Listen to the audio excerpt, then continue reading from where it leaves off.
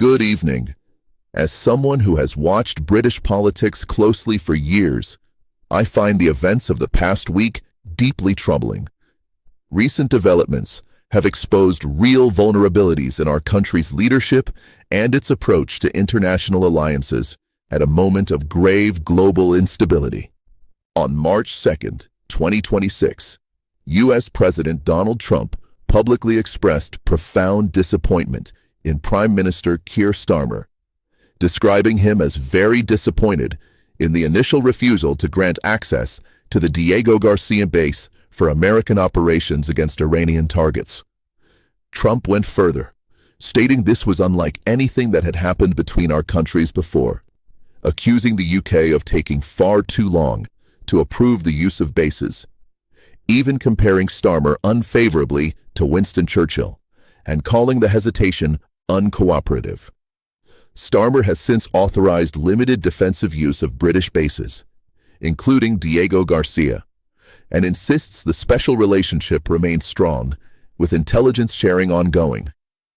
Yet the public rebuke from Washington lingers, and personally, it stings. It feels like a rare and unnecessary fracture in what has long been one of the world's most enduring partnerships. This hesitation appears tied in part to domestic considerations. Labour continues to lose ground among British Muslim voters, a core part of its base, over foreign policy stances, particularly on Gaza and now the Iran conflict. The February 26th Gorton and Denton by-election was a stark illustration. The Greens won convincingly, pushing Labour into third place behind Reform UK. Analysts and local reports point to a significant shift of Muslim voters to the Greens, driven by dissatisfaction with perceived Labour equivocation on international issues. I understand the electoral pressures, but it worries me profoundly when national security decisions seem influenced, even subtly, by the fear of alienating specific voter groups. Britain deserves a foreign policy rooted in principle and our long-term interests, not one shaped by short-term domestic calculus.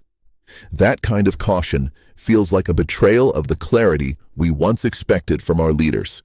Personally, I am frustrated by this pattern.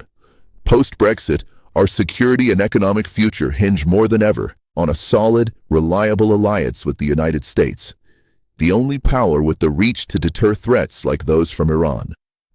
Watching a public dressing down from an American president over something as strategic as base access makes me feel uneasy about where we stand.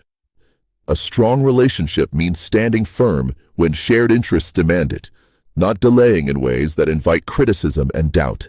Energy security adds to my concern.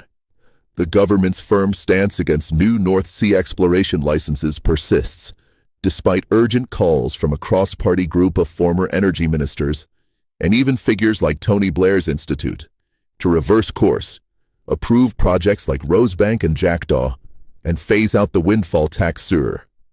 In a world of volatile markets and geopolitical risks, relying more on imports while curtailing domestic production leaves us exposed. I believe this is short-sighted. It risks jobs, revenue, and resilience at a time when we can least afford it. Personally, I feel a sense of regret that we're not seizing the opportunity to bolster our independence. On Europe, the much-vaunted reset has delivered little concrete progress. Closer cooperation on defense and trade is sensible, but any drift toward deeper alignment without clear benefits risks eroding the sovereignty regained through Brexit. I want outcomes that genuinely serve Britain, not gestures that dilute our position. Historically, Britain has risen to challenges through resolute leadership. Churchill's defiance in the face of existential threats remains the benchmark. Today's crises demand similar resolve, decisive alliances, energy self-reliance, and a foreign policy that prioritizes national security above factional pressures. I feel a genuine disappointment that we are not seeing that level of clarity now. The stakes are too high for hesitation or equivocation. The government must confront these issues directly.